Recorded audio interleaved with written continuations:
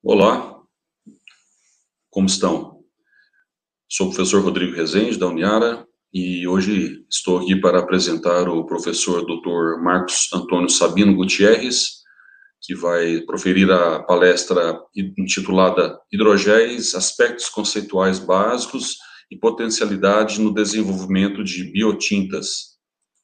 O professor Sabino, ele é chefe do Departamento de Química, professor titular da Universidade Simón Bolívar, em Caracas, na Venezuela. Ele possui graduação em Química de Polímeros, mestrado em Engenharia de Materiais e doutorado em Química pela mesma universidade. É pesquisador-chefe do grupo de pesquisas B5IDA, onde dedica a sua pesquisa trabalhando com polímeros. O professor Sabino desenvolveu trabalho de pesquisa em biopolímeros no Instituto de Pesquisa francês, INRA, e na Universidade do Minho, em Braga, Portugal, no prestigioso grupo de pesquisa em biomateriais 3Bs. Teve também passagens pelas universidades na Bélgica e no Canadá. Foi membro pesquisador da rede Biofab, a rede ibero-americana de biofabricação, financiada pela agência CITED. No Brasil, esteve no CTI Renato Archer, em Campinas, por diversas vezes, com financiamento como pesquisador visitante, tanto pela FAPESP quanto pelo CNPq. Esteve também no Instituto Nacional de Tecnologia, realizando trabalhos no Rio de Janeiro, e também no grupo Laboratório CertBio, de biomateriais, na Universidade Federal de Campina Grande, na Paraíba. As áreas de interesse do professor Sabino são a engenharia de tecidos, focada no desenvolvimento de novos biomateriais e scaffolds poliméricos, o estudo de propriedades físicas e químicas, estudos de biocompatibilidade e degradação, modificação química de superfícies e também o desenvolvimento de micro e nanopartículas, usando polímeros e biopolímeros degradáveis para aplicações farmacológicas. O professor Sabino utiliza também técnicas como a manufatura aditiva para a produção de scaffolds para a engenharia tecidual e também a técnica de eletrospinning. Portanto, eu gostaria de agradecer ao professor Sabino, um velho e muito bom amigo, né, também, que tem estado muitas vezes conosco no Brasil. Inclusive, neste momento, ele deveria estar no Brasil, no CTI Renato Archer, né, nós tivemos um projeto aprovado para que ele pudesse vir, passar 2 meses, mas em meio a essa pandemia, infelizmente, não foi possível neste momento. Mas esperamos tê-lo em breve, Sabino. Então, muito obrigado mais uma vez. Tenho certeza que a palestra será muito interessante.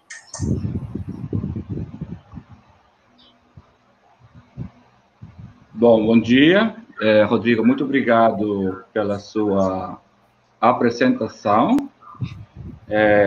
Sou eu que fico agradecido com vocês pelo convite para participar neste congresso digital sobre biofabricação e bioimpressão, sobretudo de compartilhar com todos os palestrantes muito exitosos e muito conhecidos nessa área.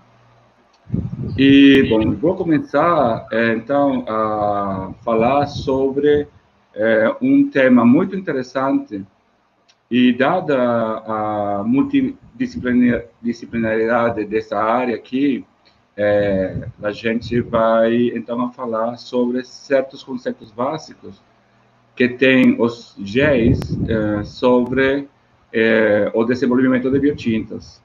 Quando eu fui convidado para esse congresso, pensei muito justamente de ver o que vou falar, e então pensei assim, bom, temos muita gente de muitas áreas, médicos, farmacológicos, odontólogos, temos engenheiros mecânicos, engenheiros de computação, engenheiros químicos, físicos, engenheiros de materiais, que estão interessados nessa área, mas acho que na área química tem muita coisa que pode aportar em conhecimento para a gente ter em conta no momento de caracterizar, no momento de desenvolver formulações nessa interessante área de biotintas.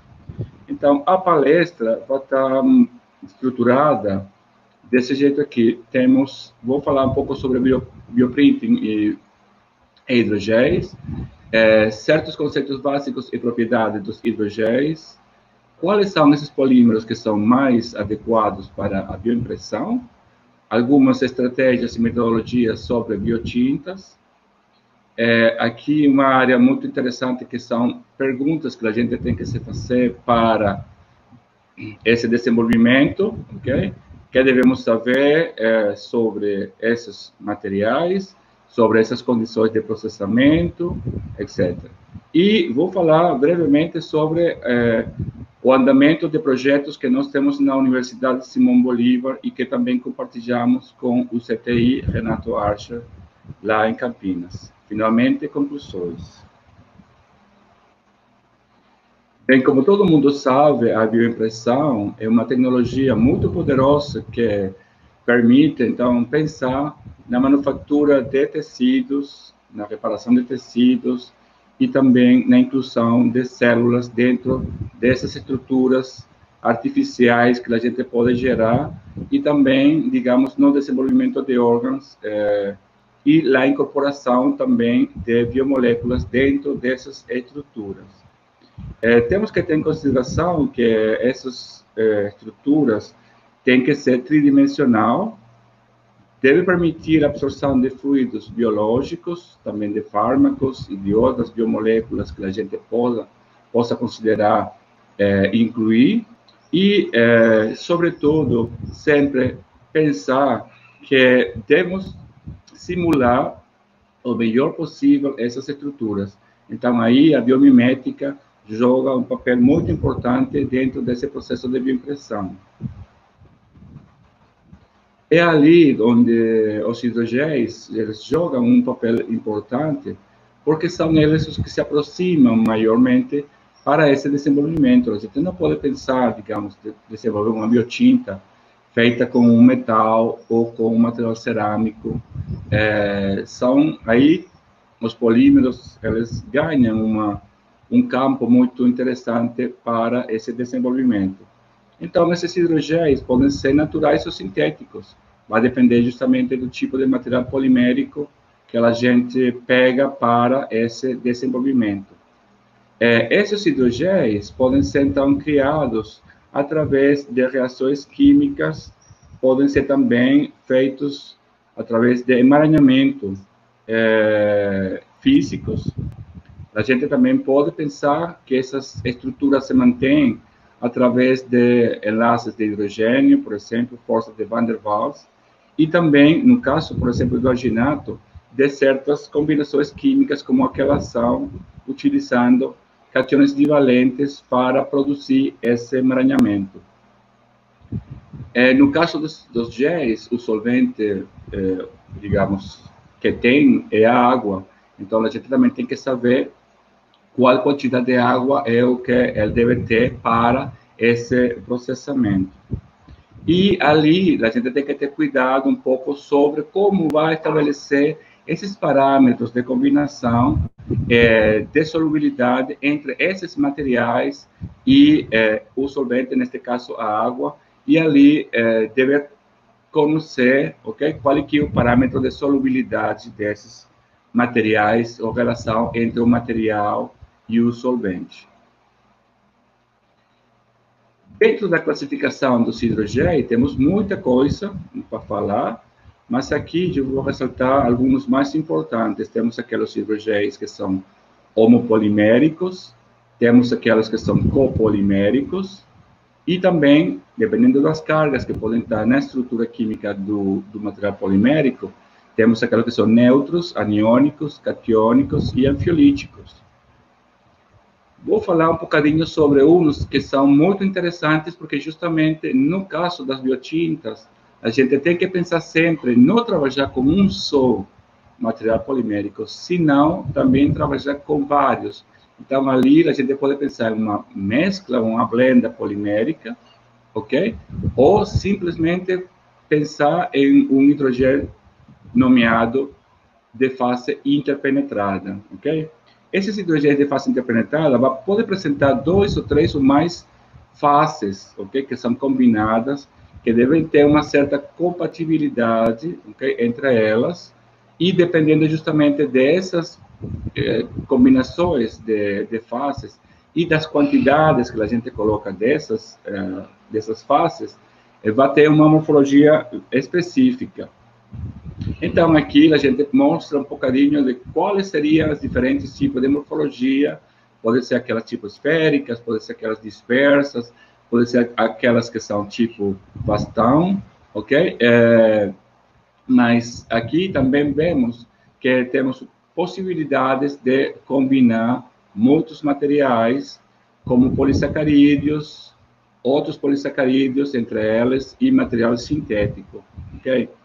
Aí mostra uma micrografia de microscopia eletrônica, onde a gente vê claramente como a gente pode evidenciar a presença de uma fase em outra, ok? E nesse caso seria um hidrogel já liofilizado, ok? Essa micrografia, e a gente vê essa fase incorporada dentro da matriz, e para esse caso também a gente nomeia o hidrogel como semi-interpenetrado.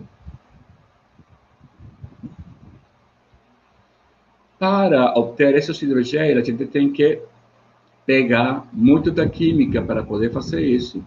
Aqui eu só quero mostrar para vocês que há diferentes técnicas para obter esses hidrogéis. Temos, então, a fotopolimerização, temos a reação químicas, como radical, temos aqueles hidrogéis que podem ser obtidos através de mudança de temperatura, como os criohidrogel, e temos também fontes como de radiação, que podem permitir a formação desses hidrogel.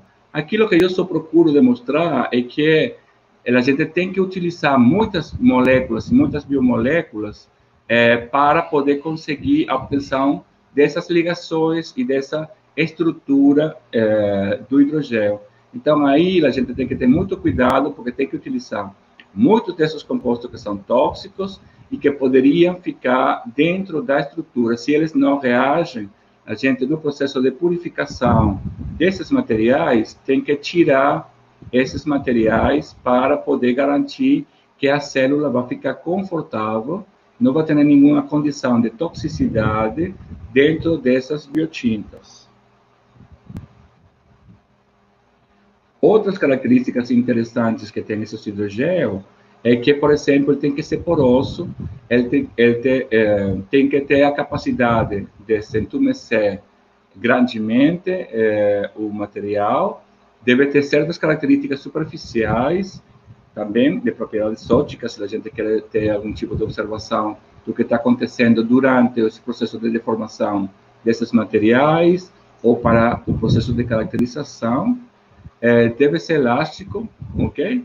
E deve permitir processo de difusão. Isso é muito interessante porque justamente dentro dessas formulações de biotintas a gente quer colocar fármacos ou biomoléculas que vão ser encapsuladas inicialmente e depois elas têm que ser liberadas. Portanto, os processos de difusão devem ocorrer e devem de ser estudados. Essa área de difusão de biomoléculas, de fármacos, dentro dos gel, é uma área realmente muito interessante. Quero aqui ressaltar o caso dos materiais que são hidrogéis inteligentes. Temos aquelas que podem ser, ok? Podem ter mudança de fases por certos estímulos externos, como temperatura ou como pH. Vou falar um bocadinho sobre um deles mais em frente, ok? Temos, então, dentre todos esses materiais poliméricos, dos que a gente considera mais importantes são os biopolímeros. Se a gente vê aqui neste slide, a gente vê que temos realmente quase 90% de biopolímeros que são utilizados, que têm potencialidades de ser utilizados nas biotintas. No caso dos materiais sintéticos, eles têm um problema que é a sua solubilidade, porque para esses gel, você precisa de utilizar um solvente. E no caso dos polímeros sintéticos, sempre, ok? Ou geralmente, esses solventes são tóxicos. e por isso essa limitação de utilização desse tipo de material para esse tipo de aplicação. Então, geralmente os materiais sintéticos podem ser utilizados como um pré-suporte para essas estruturas que a gente gera como um tipo de gel, ok? Temos então que aqui o alginato, por exemplo, e o colagênio, elas estão ganhando, ok? Digamos, a área de aplicação dentro desses materiais.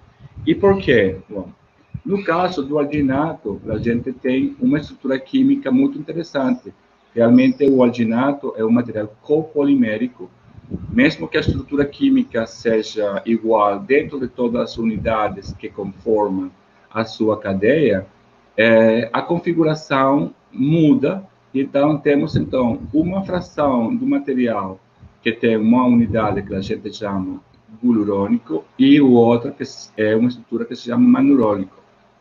Essa relação, ok, entre um e outro permite também que esse processo de quelação com cations bivalentes seja melhorada ou não. Vemos aqui umas fotografias da possibilidade de formação. No caso, ok, se a gente faz por goteio, a gente pode ter umas perolas muito bem definidas, ok, do alginato, que dependendo do jeito que a gente faz essas perolas, podem ter uma escala micrométrica ou, inclusive, podem ser partículas na escala nanométrica. E também temos aqui a possibilidade de formação de uma fibra. Se a gente passa essa solução de alginato, esse gel de alginato, dentro de uma solução com presença de cálcio, e a gente empurra ela através de um êmbolo, então a gente vê como pode ser formada uma fibra muito estável, ok, desse material. Uma das outras abordagens que a gente pode considerar é a utilização de scaffolds feitos por processo de descelularização. Esses scaffolds feitos com processo de descelularização podem ser justamente uma espécie de pré-suporte para colocar depois esses géis. Eu não vou entrar em detalhe aqui, porque acho que dentro das palestras que a gente vai ter, vamos ter uma dedicação especial para esse tipo de tecnologia. Aqui, o colágeno, ok? Tem um 25%, como a gente já falou, de área, digamos, de utilização dentro desse tipo de aplicação. E com ela temos a gelatina, que é uma fração do colágeno denaturalizado, ok? Que também realmente tem uma potencialidade.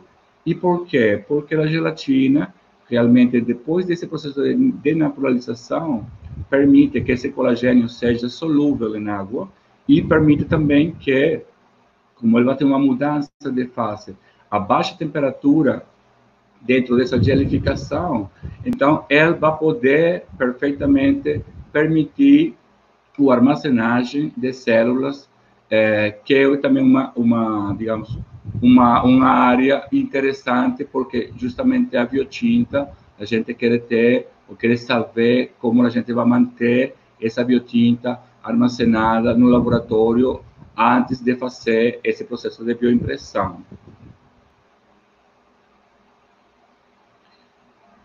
Dentro dos materiais sintéticos, temos um que é também muito interessante, porque ele apresenta uma mudança de fase a uma temperatura que é muito próxima à temperatura corporal, que é o poli-N-isopropilacrilamida, ou PENIPA.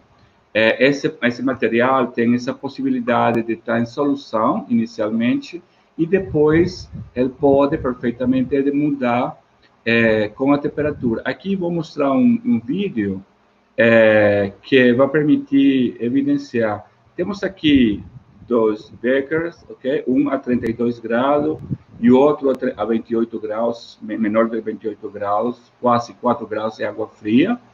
E a gente vai colocar ele dentro e a gente vai ver como ocorre essa mudança de fase que é reversível. Vamos ver, então. Okay? aqui você está vendo, no caso do Becker a 32 graus, como começa a ocorrer um embranquecimento, ok? Que corresponde na gelificação do material, ok?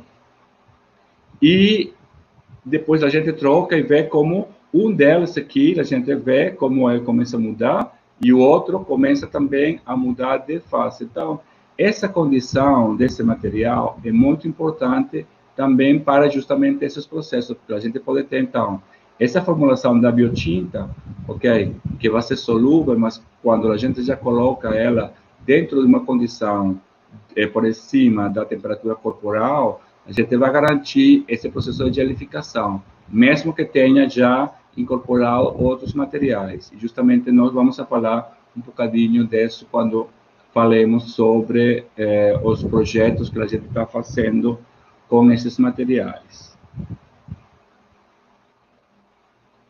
Então, dentro do que a gente chama janela de biofabricação, temos que, atualmente, o que a gente faz é construir estruturas, através, por exemplo, de processos de bioextrusão, de FDM, de electrospinning, etc. A gente utiliza, ok, umas tecnologias que permitem ter uma estrutura muito bem definida, ok? Que no caso do gel, ok, vai ter uma condição precisa para poder manter essa geometria, essa estabilidade dimensional. Então, o que a gente até agora procura é manter boas propriedades mecânicas, uma boa estabilidade dimensional. Mas para poder conseguir isso aí, a gente precisa uma alta concentração de polímeros ou também uma quantidade de ligações químicas dentro dessa estrutura para poder manter essa condição. Mas, para isso, a gente vai, então, conseguir deformar um hidrogel muito rígido, ok? Que vai, então, a limitar crescimento celular e todos esses, digamos, avanços que a gente precisa de ter com as células vão ficar um pouco limitados. No caso extremo, temos, então, quais são as condições que gostam as células para elas ficar. Então, geralmente são, então, géis muito fracos, que não tem nenhuma garantia de estabilidade dimensional e que permite esse crescimento celular. Só que a estabilidade dimensional, no nosso caso, é realmente muito importante de manter. Então, ali só fica uma pequena janela, ok? Para a gente trabalhar. Então, essa janela, digamos aqui, vai ter, então, um compromisso entre concentração de material polimérico, número de, digamos, de ligações ou de emaranhamento que a gente precisa ter para garantir uma certa estabilidade dimensional para poder pensar nessa construção desses tecidos ou desses órgãos. É ali onde, efetivamente, a bioimpressão começa a jogar um papel muito importante. Okay? Também não vou falar muito sobre isso, porque acho que todos vocês sabem ou vão ouvir falar muito bem sobre a técnica de bioimpressão, os diferentes tipos, as vantagens e desvantagens que eles têm. Mas aquilo que eu quero realmente destacar são as propriedades que devem ser combinadas e consideradas, tanto do material como do processamento. Então, temos que, no caso das propriedades dos materiais poliméricos, vamos ter viscosidade, gelação, propriedades da rede, que efetivamente dependem do tipo de material polimérico, da concentração do material polimérico, do peso molecular desse material polimérico e da composição química. Então, aí não é fácil realmente de selecionar qual é que é o material. E mesmo que a gente consiga selecionar um material particular, então a gente deve saber qual é que é, se é um homopolímero, se é um copolímero, qual é que é a configuração estrutural que tem, qual é que é o peso molecular adequado que a gente tem que pegar para poder fazer isso aí, ok? E depois temos, então, todas aquelas propriedades do processamento, temos então o tipo de agulha que a gente deve, ou de êmbolo que a gente vai utilizar, qual que é, digamos, o tipo de tecnologia, de processamento, se é de extrusão ou se é piezoelétrico, qual que é realmente o tipo de tecnologia que a gente vai utilizar, qual que é a velocidade de alimentação, digamos, dessa máquina, desse equipamento, qual que é o esforço de cisalhamento que a gente vai aplicar, qual que é o tempo que a gente precisa de ter para conseguir essa produção da estrutura tridimensional. Então, a gente aqui está vendo que é um compromisso grande, realmente. São muitos parâmetros que a gente tem que considerar para poder, depois que a gente formula essa biotinta, depois como ajustar essa biotinta a essas condições de processamento dentro da máquina de bioimpressão. Então, ali vem, ok? As biotintas, como já estávamos falando de faz rato aqui, já faz tempo. Então, que é o que é essa biotinta? Bom, essa biotinta vai ser uma matriz que vai permitir carregar as células, ok? Essa biotinta tem que ser um composto fluido, desculpa, tem que ser um composto viscoso, ok? Com uma viscosidade característica desse material, ok? E deve permitir, então, uma vez que ele está carregado com essas células, deve permitir ser um suporte mecânico para esses materiais e que deve permitir o crescimento celular. Então, existem muitos métodos de bioimpressão, eu também não vou falar sobre isso aqui, só que quero destacar, eu acho que para mim, um dos que tem até agora, ok, muita potencialidade é o método de bioimpressão por extrusão, ok?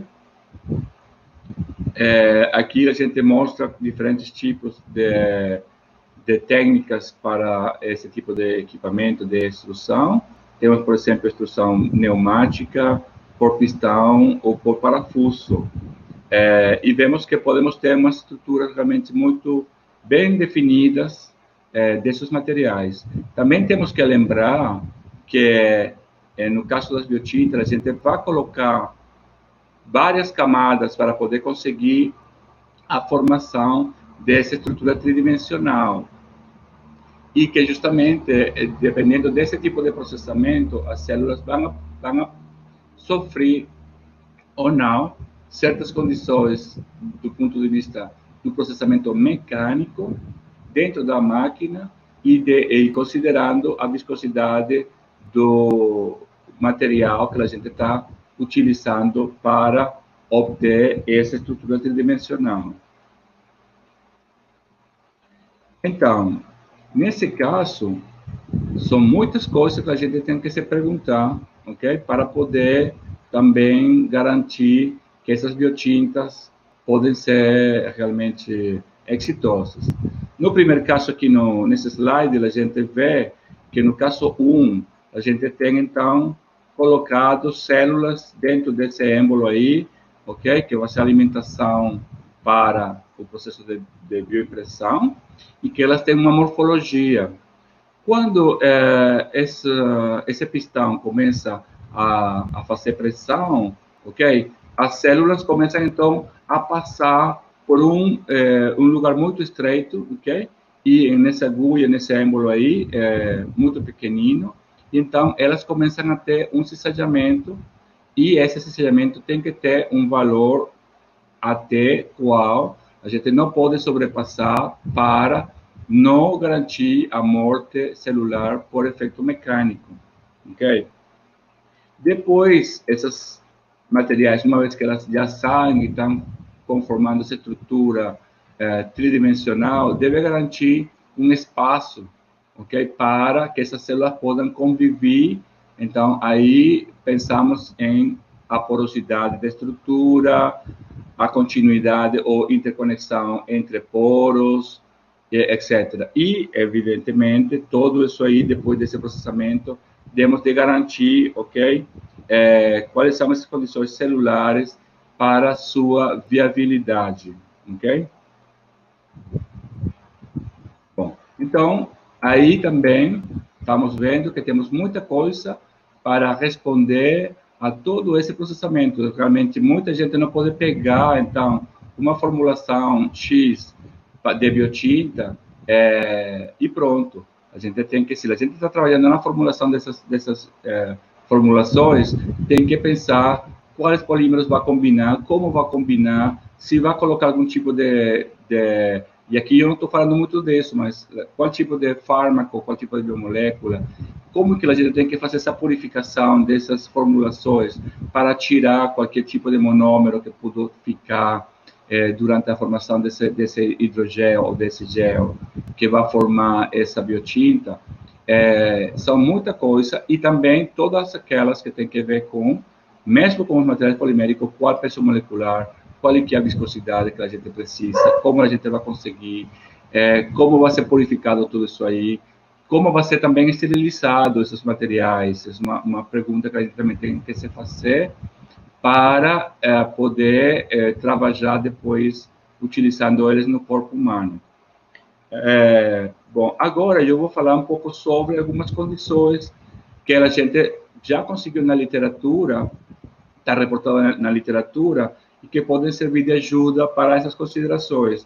Temos aqui, no caso da formulação do biomaterial, qual é que é a viscosidade no processo de extrusão, quais são os valores dessas viscosidades que a gente tem que considerar para essa utilização. Se a gente vai trabalhar com gelatina ou vai trabalhar com alginato de sódio, quais que são essas concentrações máximas permitidas para sua utilização. Temos também alguns parâmetros do processo de bioimpressão, que também estão reportados na literatura científica. Temos, então, qual que seria a pressão de extrusão ótima que a gente deveria utilizar, ok? E qual que é o diâmetro da fibra que a gente quer depositar, ok? Então, nesse caso, se a gente quer julgar com esse diâmetro, qual que é valores de pressão que a gente pode utilizar para conseguir um valor ou outro. E aqui também quero falar sobre a viabilidade celular. Por exemplo, no caso das células, elas não podem passar de 50 kPa. Realmente, eu acho que já 50 kPa é um valor mais ou menos considerável para as células garantir a sua viabilidade. Se a gente está trabalhando com cálcio, por exemplo, no caso do alginato, quais são esses valores ótimos que não conllevem a uma toxicidade dentro dessas formulações. Agora eu vou falar um bocadinho sobre qual que são os projetos que nós estamos agora fazendo. Nós começamos com uma formulação muito interessante, misturando, ok? Alginato, gelatina e, como já falamos antes, a incorporação do PENIPA, que vai garantir também essa transformação. E aqui a gente está conseguindo ter um material que vai ter uma dupla resposta térmica. Por o fato de ter gelatina, a gente então pode conseguir uma mudança de fase a baixa temperatura, e por a presença do PENIPA pode conseguir uma mudança de fase a alta temperatura. A gente, então, incorporou várias formulações. Aqui só estou mostrando aquelas que foram exitosas. A gente fez mais de 20 formulações em geral, e aqui só vou reportar os resultados das melhores. Aqui também tem uma informação importante, que é qual que é a viscosidade da água e qual que é a viscosidade da sangue, ok? Então, a sangue é 4 vezes maior em viscosidade que a água, se a gente, então, vai a trabalhar nesse ambiente. E quando a gente está fazendo a deposição desses filamentos da formulação, deve considerar, então, qual que é que vai passar quando a gente está colocando uma segunda camada de material sobre essa primeira camada, ok? Quando a gente coloca a primeira camada, geralmente tudo vai muito bem. Quando começa a colocar a segunda camada, é que começa a gente a ver problemas. Então, o que acontece, primeiramente, é a colocação da segunda camada sobre essa primeira camada, ok? Começa a dar, dependendo da viscosidade e das condições que a gente está utilizando nessa máquina, de um processo de fusão entre um filamento que está sendo colocado sobre o outro. E depois, o resultado dessa fusão. A gente não quer que esse resultado seja que colapse, ok? Essa estrutura, ok? Efetivamente, a gente tem que fazer algum tipo de análise da biocompatibilidade inicial. Nós não trabalhamos diretamente com células no meu laboratório, mas a gente faz uma análise muito simples, que é uma análise de hemocompatibilidade, para poder também ter a ideia de que essas concentrações que a gente utilizou, nesse caso de alginato, de gelatina, de fenipa e de cálcio, por exemplo, ou de zinco, que nós estamos trabalhando realmente com zinco para o processo de quelação do alginato, não origina nenhum tipo de resposta tóxica sobre o material. Então, a gente aqui está vendo que temos um comportamento ótimo dessas formulações no contato com sangue. Aqui eu estou mostrando um pouco o que acontece quando estamos fazendo essa deposição, ok? Nós, inicialmente, trabalhamos manualmente, ok? Antes de passar para essa avaliação no equipamento. Por quê? Porque, bom, temos também que saber, okay, como que vai ser esse processo, digamos, de fusão, ou de pré-fusão, fusão, entre uma camada e outra. E também, como a gente sabe que vai colocar várias geometrias, ok? Então, vamos a pensar em essa colocação em ângulos desses materiais. Nós, então, como a presença da gelatina na formulação, fazemos essa deposição, ok, da formulação sobre uma superfície muito fria, ok? E vemos qual é esse comportamento. Aqui estamos avaliando a formulação, outra das formulações, e vemos que em ângulos muito finos, ok? Muito agudos, está funcionando muito bem esse processo de deposição. E no caso de ter a fase de penipa, a gente também experimentou, ok, a colocação desses géis, ok, dentro de uma superfície quente. Colocamos uma prancha, essa prancha chegou até 40 graus e começamos a colocar esses filamentos.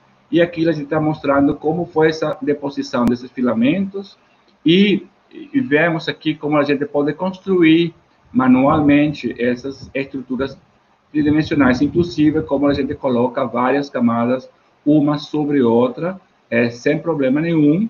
Então, a gente já sabe que com esse tipo de formulação pode passar perfeitamente para um equipamento para, então, começar a trabalhar e fazer estruturas com geometrias mais complexas. Esse trabalho nós temos feito já uma primeira publicação, justamente compartilhando com o Jorge Lopes da Silva, que é o diretor-chefe do CTI, e com o Rodrigo Resende, professor da pós-graduação da Uniara, com meu aluno Félix Monteiro, que agora, depois dessa experiência, está agora na França, fazendo a sua pós-graduação. É um trabalho muito interessante, que a gente está colocando a informação sobre essa publicação, e justamente nós aí publicamos toda a informação de desenvolvimento dessas primeiras formulações feitas com o alginato, a gelatina e a incorporação do penipa. Okay? Agora, o que nós estamos pensando fazer? Nós estamos, então, trabalhando já de faz algum tempo com a modificação química de alginato, e, então, estamos incorporando agora aminoácidos e sequências peptídicas dentro da estrutura química do alginato, Então, a gente acha que com essa incorporação desses materiais, dessas funcionalidades dentro da estrutura química do alginato, pode conseguir melhorar essa biocompatibilidade do alginato. Mesmo que o alginato é muito utilizado, sempre tem uma resposta biológica muito baixa. Então, a gente, para melhorar essa resposta celular desse material tão interessante e tão utilizado, então a gente está incorporando esse tipo de estrutura. Então, a gente o que está trabalhando é com essa ideia de funcionalizar o alginato e trabalhar, então, com esse alginato funcionalizado para formular essas biotintas. E esse é um caso. E a outra ideia que a gente tem proposta é, então, de misturar, então, tecnologias, ou seja, considerando aquela janela de biofabricação que nós falamos antes, então, é justamente poder incorporar essas células dentro dessas estruturas tridimensional que seja estável. E eu acho que, mesmo que a gente consiga umas características interessantes dos hidrogéus, do ponto de vista de características, formulações, peso molecular, viscosidade, velocidade de deposição dentro das máquinas de bioimpressão, etc. Eu acho que sempre seria muito interessante de incorporar esses gel dentro já de estruturas pré-feitas, ok? Como estruturas feitas pelo electrospinning, por exemplo, ou estruturas feitas pela descelularização, e misturar, então, essas estruturas com esses gel para garantir essa estrutura. Então, já aqui, eu acho que, bom, tenho exposto várias ideias, várias considerações importantes que vocês têm que ter, ok, na sua cabeça para trabalhar com esses materiais. Então, aqui, finalmente, eu vou concluir, ok? São muitas coisas que a gente tem que ter em consideração. Uma das coisas é degradação. Mesmo que eu não fale muito sobre isso aqui, esses materiais têm que ser biodegradáveis, ok? Por quê? Porque eles vão servir inicialmente como um suporte, porque é um andaime, é um scaffold, realmente, e depois tem que permitir que ocorram esses processos de degradação. Já falamos várias vezes sobre a importância da viscosidade, ok? Que tem esses materiais, que vai depender muito da concentração do material polimérico, vai depender do peso molecular do material, como está sendo misturado, de processos de reticulação que a gente utiliza. Então, aí também, quais que são esses processos para conseguir essa reticulação, ok? Porque disso também vai depender muito depois essa viabilidade celular. Estudar essa viabilidade celular, tanto in vitro como in vivo, para esses materiais que a gente está selecionando. Fazer também estudos de estabilidade dimensional e também ver como que são os processos de hidratação. Por quê? Porque esses processos de hidratação vão ajudar também um papel muito importante tanto para o processo de encapsulamento como para o processo de liberação. Então, aí, a gente também tem que estudar. Tudo isso também pode ser simulado, ok? A gente que trabalha na área de computação pode, então, também pensar em ver como elas podem aportar dentro de cada uma dessas fases que a gente está falando aqui, que, como a gente está vendo, não é um sistema simples o que a gente está enfrentando. A gente está trabalhando com sistemas muito complexos, que tem muitos parâmetros a considerar, e por isso é que faz esta área muito interessante e multidisciplinar. Temos também que pensar sempre nesses processos de purificação desses materiais para retirar qualquer tipo de possível composto que seja tóxico, e depois que tudo está feito, como que eu vou esterilizar essa estrutura, como eu vou esterilizar tudo isso que a gente tem feito. Evidentemente, a gente tem que pensar também em qual que é o valor que tem todo esse processamento, se é uma coisa muito custosa eu acho que é uma resposta, uma solução que não é viável, ok? Então, você tem que pensar sempre em qual é que é esse custo, esse valor dessa aplicação e nunca olvidar, esquecer sobre a ética que a gente tem que ter para trabalhar, seja da área que seja, sempre trabalhar com muita ética. Se a gente, por exemplo, vai simular um processamento, qual que é a aproximação, quais que são os dados que a gente tem que pegar, que se ajustem mais à biomimética para poder fazer esse tipo de simulação, que a gente às vezes vê que a gente simula coisas que eu acho que são assim muito de filme de Hollywood e não se ajusta na realidade. Então, eu acho que os médicos para avaliar, os farmacólogos, farmacêuticos, todo mundo dentro da sua área tem que sempre respeitar e pensar na ética para a aplicação desses materiais. Bom, eu finalmente quero agradecer novamente pelo convite, ok? André Amaral, por esse convite, para o Rodrigo Rezende, que está agora na Uniara, o grande Jorge Lopes da Silva, o chefe do CTI. Aí estou uma fotografia com elas e com a Janaína, que também é uma pessoa muito dedicada nessa área e que tem aportado muita coisa, e eu agradeço muito por poder trabalhar com elas no CTI. A meus alunos, que são eles os responsáveis de toda essa informação que eu estou dando para vocês agora, e quero particularmente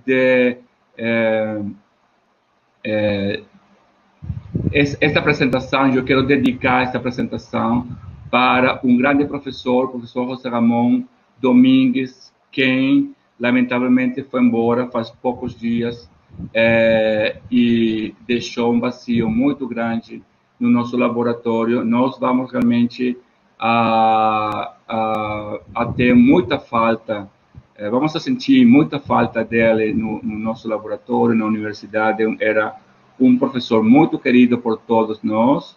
E, bom, a vida é assim, mas eu quero dedicar esta palestra a José Ramon Domingues.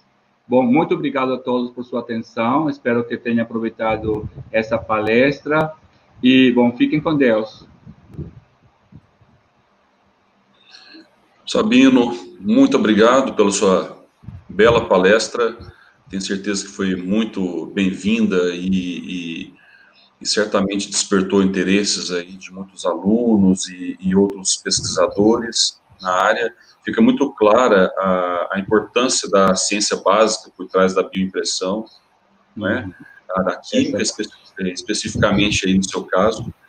Você sabe que eu sou nós somos aí trabalhando juntos há algum tempo, né, alguns anos, mas sou mesmo um admirador do seu trabalho, sei de todas as dificuldades que você, né, e seus colegas encontram no dia a dia, a gente sabe disso, mas é muito gratificante ter você aqui e também para mostrar essa força que nós temos aí, né, na Venezuela, essas belas contribuições que a gente tem para a bioimpressão, né?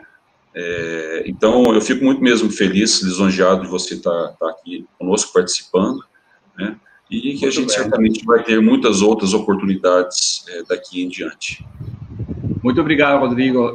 Sim, bom, justamente o que eu queria era mostrar essa importância que tem todos esses conceitos básicos que a gente tem que pegar. Por exemplo, se eu for um engenheiro mecânico que vou trabalhar na área, por exemplo, de desenvolvimento de máquinas para bioimpressão, então ele tem que saber que o que vai colocar ali não é qualquer coisa, é um biomaterial com uma característica de gelificação que tem que cumprir com certas características, ou se ele vai ter problemas, por exemplo, nessa avaliação dessas máquinas, então ele tem que pensar, será que esse material tem um peso molecular que não é bom? Será que as faces que utilizaram não são compatíveis entre elas? Assim, são muitas perguntas que a gente tem que se fazer, independentemente da área.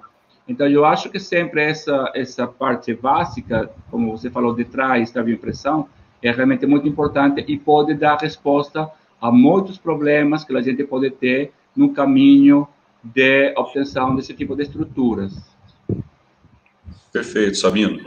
Bom, esperamos você no CTI em breve, né? E obrigado. Certamente aqui na Uniara também. Vamos ter você aqui, já tivemos você aqui outras vezes, né? Claro, claro. E, então, um grande prazer. Eu gostaria de agradecê-lo mais uma vez e até uma próxima oportunidade. Muito obrigado. Um grande abraço desde Venezuela para todos vocês.